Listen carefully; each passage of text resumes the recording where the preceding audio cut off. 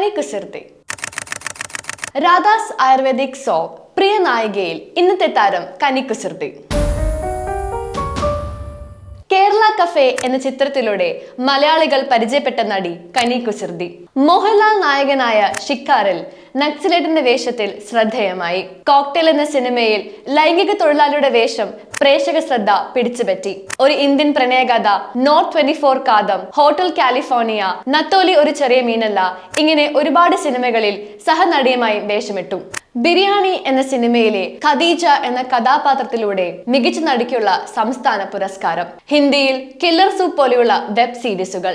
All we imagine as light എന്ന സിനിമയിലൂടെ ഇപ്പോൾ ഇന്റർനാഷണൽ ലെവലിൽ എത്തി നിൽക്കുകയാണ് കനി കുസൃതിയുടെ പ്രശസ്തി. കനി കുസൃതിയുടെ ഏത് കഥാപാത്രമാണ് നിങ്ങൾക്ക് ഏറെ ഇഷ്ടം? കമന്റ് ചെയ്യൂ. രാധാസ് ആയുർവേദിക് സോപ്പ് പ്രിയ നായിക.